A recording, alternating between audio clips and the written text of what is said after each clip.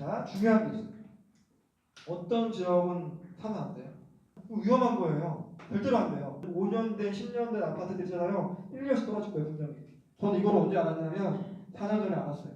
저도 집이 9채 있어요.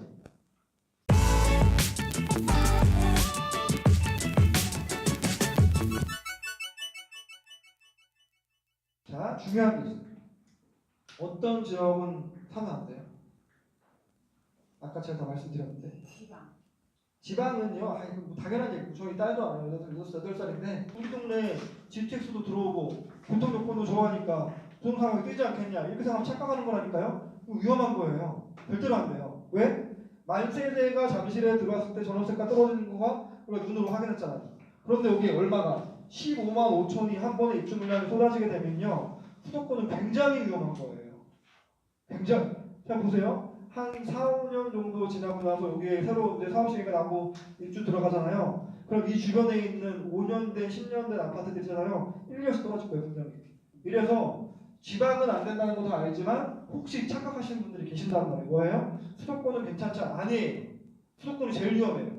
저는 알겠어요. 왜냐하면 자, 우리나라 부동산 가격을 잡을 수 있는 방법이 있어요. 뭐예요? 여기 강남구청, 저기 테헤란로 여기다가 한 5만 세대 정도 임대아파트 지으면요, 우리나라 부동산 다 잡아요. 할 수 있어요? 못해요. 할 수 있는 방법이 없어요. 여기 논 보이세요?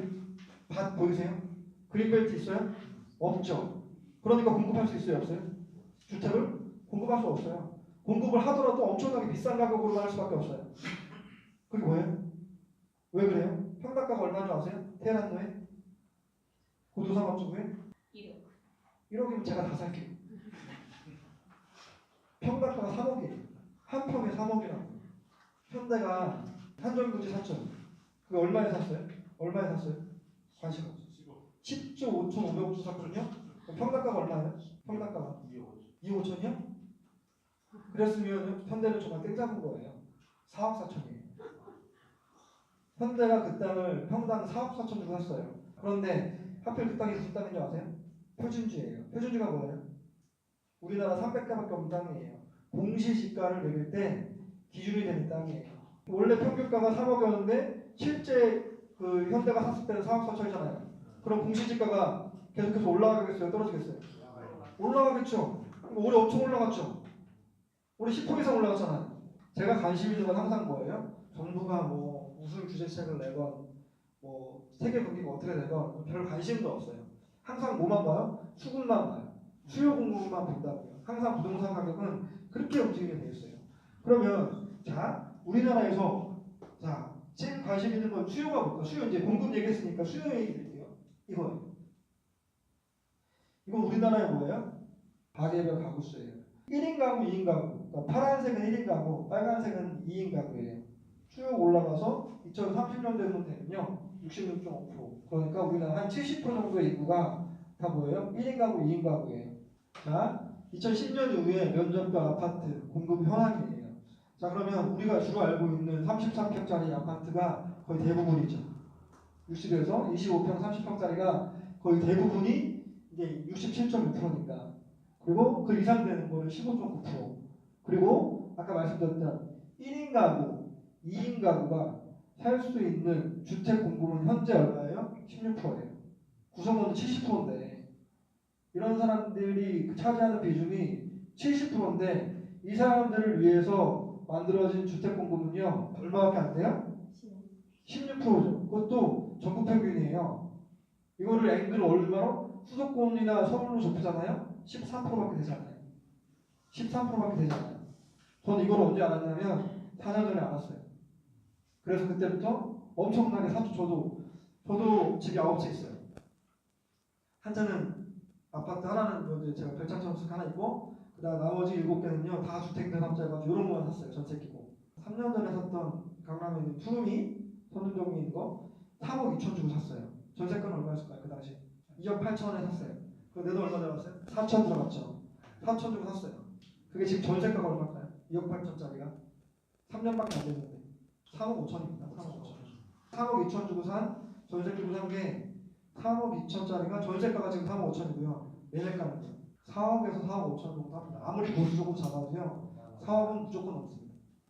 원래 제가 할 때 월세 120 예상하고 샀어요. 지금 150이 없어요. 월세가. 그렇게 집중적으로 제가 샀던 거 7개를 모았거든요. 들어간 비용, 총 비용 1억 5천. 중에서 8천은 이미 회수했어요. 전세금 올려가지고. 이렇게 되는 구조거든요.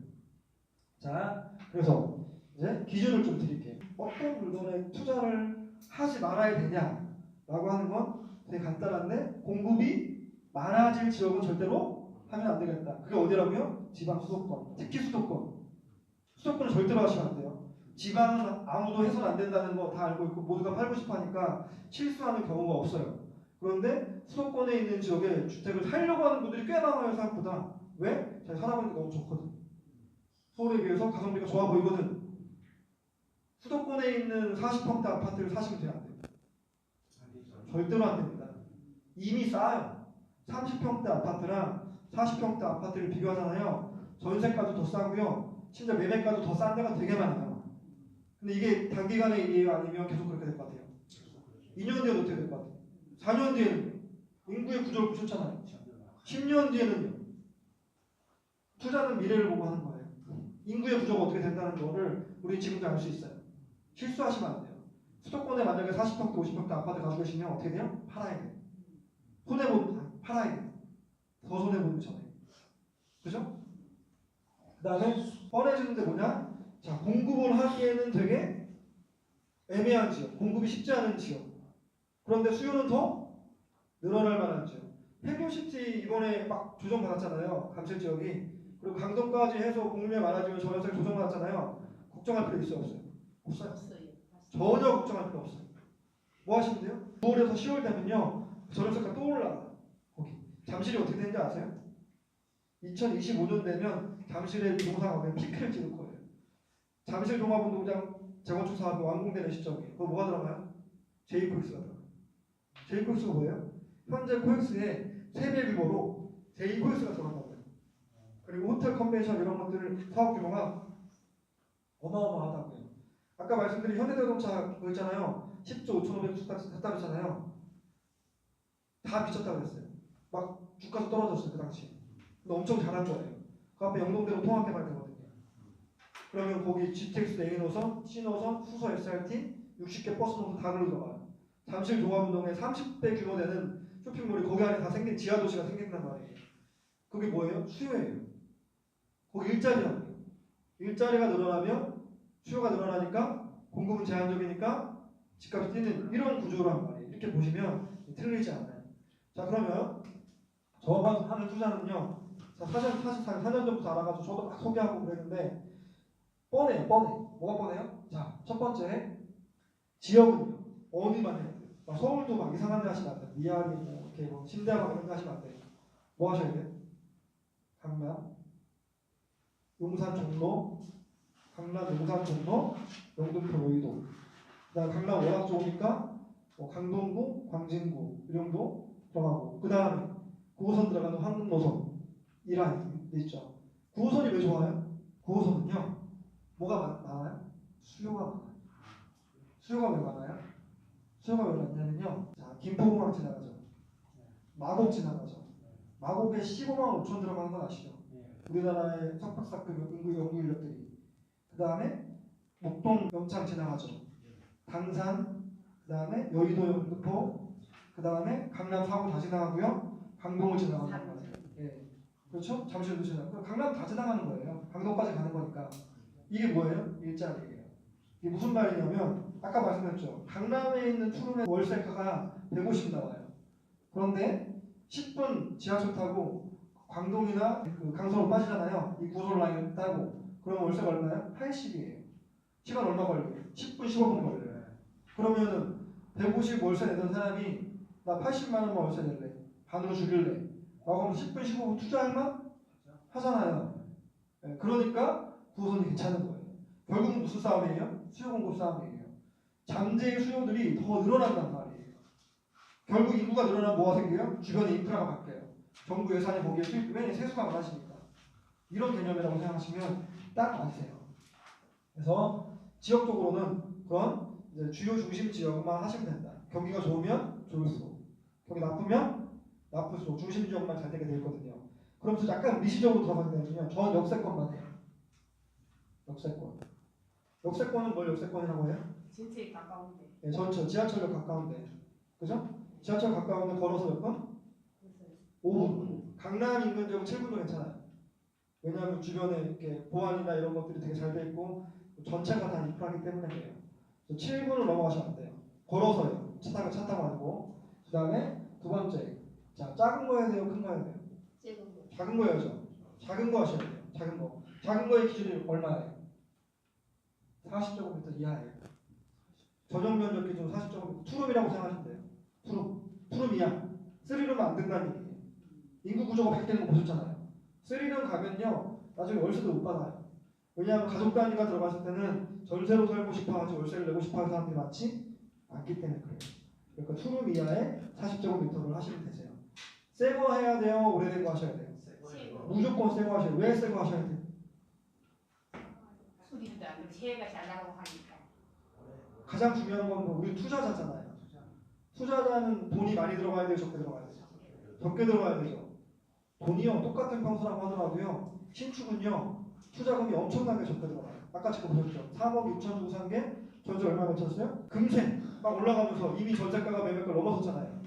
그렇죠? 처음부터 투자금이 작고 게다가 또 뭐? 내가 투자한 투자금의 회수율도 엄청나게 빨라요. 4년 안에 대부분 이렇게 생각하시면 돼요. 4년 정도 지나면 내가 들어간 투자금 다 찾을 수 있을까? 이걸 한번 고민해 보셔야 돼요. 4년 정도 지나면 내가 들어갔던 3, 4천만 원 찾을 수 있을까? 이게 되게 중요한 얘기예요. 그럼 왜 찾을 수 있는 회수율이 중요해요? 만약에 내가 3천만 원 주고 투자했던 것들을 3, 4년 지나서 다 찾았잖아요. 그러면은 뭘 할 수 있어요? 재구매를 할 수 있어요. 부동산 가지고. 내가 새로운 돈이 더 들어가지 않아도 그 자체가 뭐니까? 성공 사례니까. 성공 사례를 한번 만드신 분들은요. 그 돈 가지고 월세를 전환하시던가 그래서 뭐 캐시플로우를 받아서 매달 월세를 받던가 아니면 그거 가지고 또 재구매를 하세요. 제가 만약에 10채가 있다고 저는 지금 7채 있는데 임대사업 한 게 이제 올해 안에 10채 채우겠죠? 근데 2년마다 보수적으로 1,000만 원씩만 올린다 칠게요. 1,000만 원씩만. 그럼 얼마가 생겨요? 10채니까. 1억이 생기잖아요. 그거 가지고 하나씩 뭐 하시면 돼요? 월세 전환하시면 돼요. 그럼 거기서 얼마씩 나와요? 100만 원씩 나오겠죠? 그렇죠? 그럼 2년 지나면요. 200만 원 나오겠죠? 또 2년 지나면요. 300만 원 나오겠죠? 이게 뭐예요? 내가 돈 더 들어간 거 있어요? 전세가는 올라서 투자금 이미 회수했죠? 전세가 2천 올랐는데 매매는 더 오르지 않았겠어요? 더 오르죠 당연히. 그러면 시세차익도 보고 캐시플로우, 현금 흐름도 만들고 이렇게 되는 구조란 말이에요. 그래서 자 40제곱미터 이하, 그 다음에 신축을 하셔야 돼요. 그 다음에 제일 중요한 건 뭐예요? 제일 중요한 건요? 잠재수요. 잠재수. 저는 투자를 할 때 제일 위험한 거 되게 싫어요. 보수적인 걸 좋아하셔야 돼요. 보수적인 거. 혹시 그런 전화 혹시 받아보신 적 있을지 모르겠네요. 뭐 땅 어디 좋은 거 나왔는데요. 뭐 이렇게 분할해서 뭐 그렇죠. 절대로 하시면 안 됩니다. 뭐 팔지도 못하고 지금 별로라는 얘기예요. 기획부동산에 토지 분할해서 파는 애들이란 말이에요. 자, 저 지금 별로예요. 근데 거기 여기 들어오면 엄청 좋아질 거예요. 이런 건 하시면 안 된다고. 지금도 좋아야 돼요. 지금 내가 계약했는데 지금도 세 맞추는데 아무 문제가 없어야 돼요. 이게 제일 안전한 거예요. 누구나 좋아하는데 누구나 좋아하는데 그런 걸 하셔야 돼요. 끝이에요? 아니지. 2년 뒤에는 더 많아져야지 수요가. 일자리가 더 많아져야지. 4년 뒤에는 더 많아져야지. 우리는 장기 투자할 거니까. 계속 세 받을 거니까. 10년 뒤에는 더 많아져야지. 이게 기준이에요. 금액이 그냥 기준 6억을 넘어가 공식하고 6억을 넘어가면 사업자 못해요 이제. 네, 못하죠. 못한단 말이에요. 이 기준까지 생겼어요. 근데 제가 굳이 40제곱미터를 말한 이유는요. 60제곱미터 이하, 85제곱미터 할 때는 세금들이 달라요. 제가 아까 7채 있다고 했었죠. 총 예고 다 따지면 제가 내는 부동산 가가 한 30억 좀 안 되나 봐요. 30억 정도 되면 재산세 얼마 정도 나올까요? 30억 정도. 재산세. 6월 1일에 내가 등기된 보유가치 재산세 내야 되잖아요. 30억 정도면 얼마 정도 나올 것 같으세요? 제로 나와요. 제로. 10원도 안 돼요. 40제곱미터 이하 주택임대 사업자를 묶었죠? 재산세 10원도 안 돼요. 취득세 얼마였을까요? 3억짜리 오피스텔이라고 칠게요. 3억짜리 오피스텔. 취득세 얼마예요? 4.6%는 있거든요. 4.6%. 그럼 한 1,300 정도가 취득세잖아요. 취득세인데 요즘에 취득세로 통합됐잖아요. 그죠? 그럼 한 1,300 정도가 취득세란 말이에요. 얼마 가면 돼요? 처음 투자 안 해보셨다고요? 85%까지 가면 돼요. 그럼 1,300에서 85% 가면 15%만 내면 되잖아요. 200 정도. 200만 원 좀 넘겠네요. 그게 취득세예요.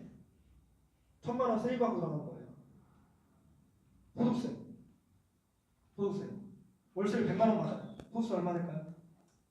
임대사업을 해서 월세 100만 원. 소득세도 10원도 안 냅니다.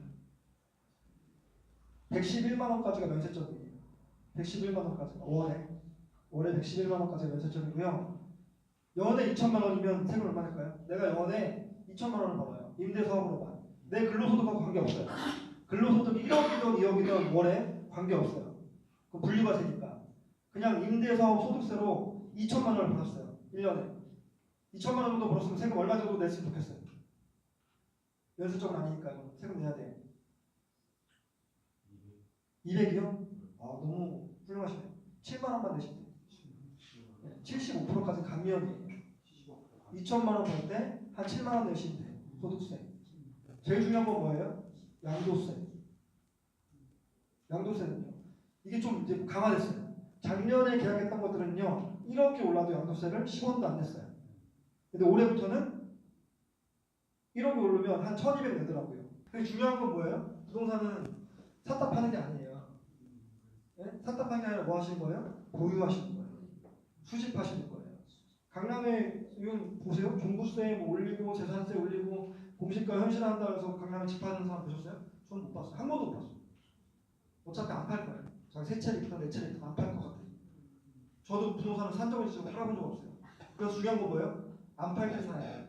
팔지 않을 곳에 사야 되는 게 중요해요. 그래서 이게 잘하는 사람이에요. 그래서 그렇게 꼼꼼하게 기준을 잡아서 이렇게 이제 하셔야 실수도 없고 마음도 편하고 그렇게 그러실 것 같아요. 그러면 제가 해드릴 말이 좀 더 많긴 한데 제가 약속된 시간 원래 30분이에요. 대표님 와서 기다리고 계실 거예요.